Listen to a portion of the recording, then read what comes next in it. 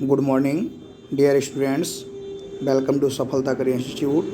दोस्तों, Indian constitution से संबंधित इम्पोर्टेंट क्वेश्चनों की सीरीज़ को लेकर के आए हैं, जो कि BEO, super TET, UP triple SC, B Ed and all one day competitive exams के लिए इम्पोर्टेंट क्वेश्चंस हैं। जो कि क्वेश्चन हमेशा जो भी कम्पिटेटिव एग्जाम्स होते हैं उनमें इस टाइप के क्वेश्चन ज़रूर पूछे जाते हैं। इनमें से स्टार्ट करते हैं। पहला क्वेश्चन है दोस्तों आपका, विधि का शासन कहाँ से लिया गया है? विधि का शासन कहाँ से लिया गया है? ऑस्ट्रेलिया, नेक्स्ट है फ्रांस, नेक्स्ट है कनाडा, नेक्स्ट है ब्रिटेन। तो दोस्तों आप बताइए कि विधि का शासन यानी रूल ऑफ लॉ, इसे दोस्तों रूल ऑफ लॉ भी कहते हैं। रूल ऑफ लॉ, विधि का शासन, ना कि मानव का शासन जो है। ये जो लिख करके पूछेगा, ये सोर्स की अगर हम बात करेंगे, इंडियन कॉन्स्टिट्यूशन के सोर्स की अगर हम बात करेंगे तो ये मोस्ट बड़ा क्वेश्चन है। रूल ऑफ लॉ, विधि का शासन कहाँ से लिया गया? ऑस्ट्रेलिया, फ्रांस, कनाडा या ब्रिटेन? राइट आंसर दोस्तों हो जाएगा ब्रिटेन। बट ऑप्शन में ब्रिटेन ना रहने की सिचुएशन में दोस्तों राइट आंसर हो जाएगा आपका इंग्लैंड। क्या हो जाएगा? इंग्लैंड। इन केस अगर ब्रिटेन नहीं है दोस्तों, क्या हो जाएगा? इंग्लैंड। अब आपसे लिख करके पूछेगा कि विधि के समक्ष समता विधियों के समान संरक्षण, आर्टिकल 14 अगर आप पढ़ेंगे तो वहाँ उसे रूल ऑफ लॉ कहा गया। रूल ऑफ लॉ अर्थात विधि का शासन। और इसकी विधि का शासन दोस्तों किसने कहा? According to professor Dicey. आपने नाम सुना होगा प्रोफेसर डाइसी साहब का, उन्होंने इसे रूल ऑफ लॉ कहा। नेक्स्ट अगला क्वेश्चन आपका, समवर्ती सूची किस देश की देन है? दोस्तों समवर्ती सूची किस देश की देन है? अमेरिका, ब्रिटेन, फ्रांस या ऑस्ट्रेलिया? समवर्ती सूची किस देश की देन है? अमेरिका, ब्रिटेन, फ्रांस या ऑस्ट्रेलिया? ऑप्शन से आपका समवर्ती सूची। अब समवर्ती सूची अगर हम बात करेंगे तो आपको मालूम है दोस्तों, 7th शेड्यूल में। किस शेड्यूल में? 7th शेड्यूल में। और टोटल अनुसूचियाँ कितनी दोस्तों? कमेंट करके बताइएगा कि टोटल अनुसूचियाँ कितनी हैं। और ये समवर्ती सूची किस देश की देन है दोस्तों? राइट आंसर क्या हो जाएगा? ऑस्ट्रेलिया। क्या है? ऑस्ट्रेलिया। नेक्स्ट आपका अगला क्वेश्चन है, मूल अधिकार की अवधारणा भारतीय संविधान में किस देश से ली गई? मूल अधिकार की अवधारणा भारतीय संविधान में किस देश से ली गई है? मूल अधिकार का मतलब दोस्तों होता है या फंडामेंटल राइट। फंडामेंटल राइट, इसकी अवधारणा भारतीय संविधान में किस देश से ली गई है? ऑप्शंस हैं अमेरिका, नेक्स्ट है फ्रांस, नेक्स्ट है ब्रिटेन, नेक्स्ट है ऑस्ट्रेलिया। तो दोस्तों राइट आंसर हो जाएगा कि फंडामेंटल राइट, ये जो मूल अधिकार या मौलिक अधिकार हैं, ये किस देश से लिया गया दोस्तों? यूएसए से लिया गया। कहाँ से लिया गया? यूएसए। टोटल फंडामेंटल राइट कितने हैं दोस्तों? ये कमेंट करके जरूर आप बताइए कि वर्तमान में फंडामेंटल राइट्स की संख्या कितनी है। कहाँ से लिया गया मैंने ये बता दिया कि आपको अमेरिका से लिया गया। और फंडामेंटल राइट भारतीय संविधान के भाग 3 में, भाग 3 में इसकी डिवाइडेशन की अगर हम दोस्तों बात करेंगे तो इसकी डिवाइडेशन की अगर हम बात करेंगे आर्टिकल 12 से 35, जो डिवाइडेशन है भाग 3 का दोस्तों 12 से 35। टोटल कितने फंडामेंटल राइट हैं ये आप कमेंट करके जरूर बताइएगा। कमेंट बॉक्स में ये जरूर आपका आंसर आना चाहिए कि वर्तमान में फंडामेंटल राइट्स की जो है संख्या कितनी है। नेक्स्ट अगला क्वेश्चन आपका, नागरिकता का उल्लेख भारतीय संविधान के किस भाग में निहित है? सिटीजनशिप। सिटीजनशिप की अगर हम बात करेंगे भारतीय संविधान के किस भाग में निहित है? भाग 1, भाग 2, भाग 3 या भाग 4? मोस्ट इम्पोर्टेंट क्वेश्चन है पार्ट 2 में। सिटीजनशिप का दोस्तों उल्लेख है पार्ट 2 में, जो कि पीसीएस में ये क्वेश्चन आया था। पीसीएस 2018 में, शायद 2018 या 19 में याद, ये मोस्ट बड़ा क्वेश्चन है कि सिटीजनशिप। उस समय जब वो एनआरसी का मैटर जब चर्चा में आया तो उसी समय से इंपॉर्टेंट क्वेश्चन हो गया कि नागरिकता का उल्लेख भारतीय संविधान के किस भाग में? भाग 2। अब बताइए कि हमारे यहाँ कैसी नागरिकता? हमारे यहाँ सिंगल सिटीजन है दोस्तों। हमारे यहाँ सिंगल सिटीजनशिप है। हमारे यहाँ दोस्तों सिंगल सिटीजनशिप है, अर्थात इकहरी नागरिकता है। और ये इकहरी नागरिकता दोस्तों कहाँ से ली गई? ये इकहरी नागरिकता दोस्तों कहाँ से ली गई? ब्रिटेन से। कहाँ से ली गई? ब्रिटेन। तो ये विशेषकर ध्यान देना कि हमारे यहाँ कैसी नागरिकता है? इकहरी नागरिकता है। और किस भाग में दोस्तों? भाग 2। भाग 2 की डिवाइडेशन की अगर हम दोस्तों बात करेंगे तो आर्टिकल जो है 5 to 11 इसका डिवाइडेशन है।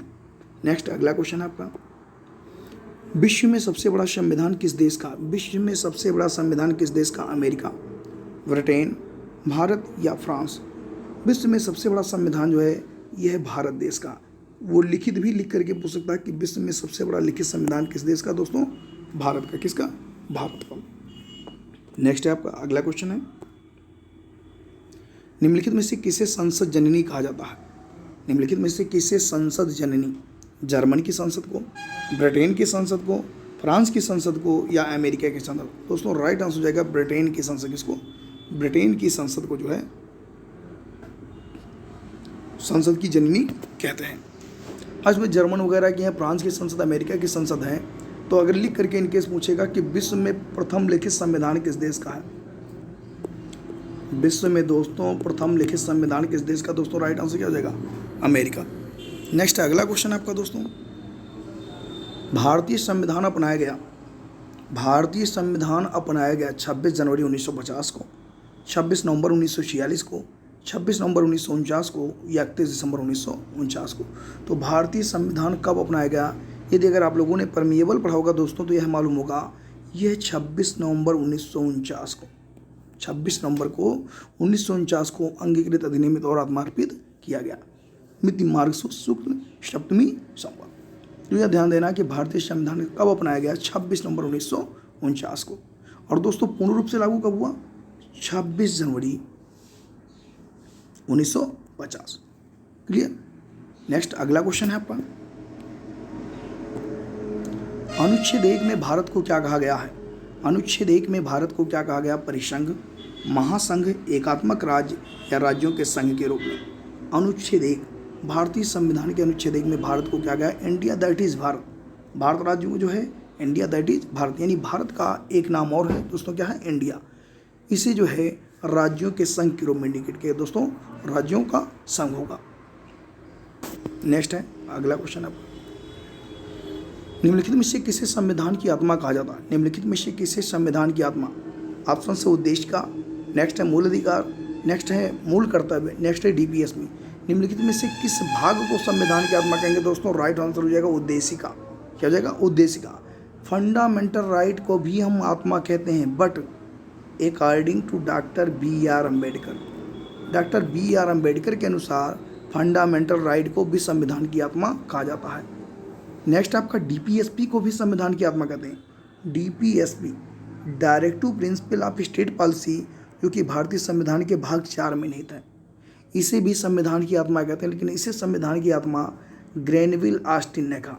दोस्तों किसने कहा? ग्रेनविल ऑस्टिन ने इसे संविधान की आत्मा कहा। नेक्स्ट, संविधान के किस संशोधन द्वारा प्रस्तावना में समाजवादी और धर्मनिरपेक्ष शब्द जोड़ा गया? संविधान के किस संशोधन द्वारा प्रस्तावना में समाजवादी और धर्मनिरपेक्ष शब्द जोड़ा गया? 38वें, 42वें, 52वें, या 61वें? तो दोस्तों राइट आंसर हो जाएगा आपका 42वें। 42वें संविधान संशोधन के माध्यम से 3 शब्द जोड़े गए, समाजवाद, धर्मनिरपेक्षता और अखंडता को जोड़ा गया दोस्तों। और ये 42 अमेंडमेंट एक्ट 1976 1976 का दोस्तों को है, 1976 का। यदि इन केस अगर आपसे पूछे कि परमेबल में कितनी बार संशोधन दोस्तों? मात्र 1 बार। और किस माध्यम से? मिनी कॉन्स्टिट्यूशन दोस्तों, मिनी कॉन्स्टिट्यूशन, अर्थात इसे लघु संविधान भी कहते हैं। 42वें संविधान संशोधन को लघु संविधान की संज्ञा भी दी जाती है।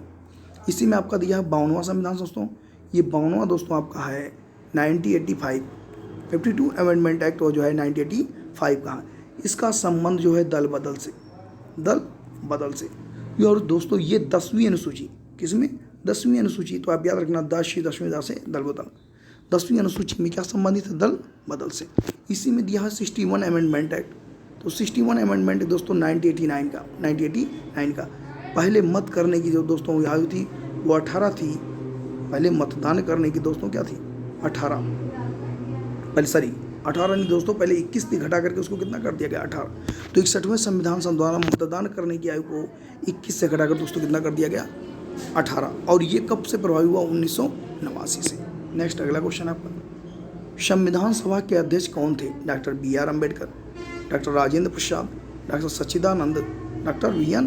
राव।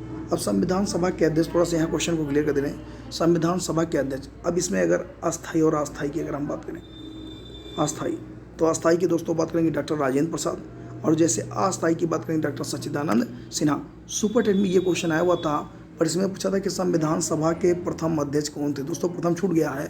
संविधान सभा के प्रथम अध्यक्ष कौन थे दोस्तों? डॉक्टर सच्चिदानंद सिन्हा।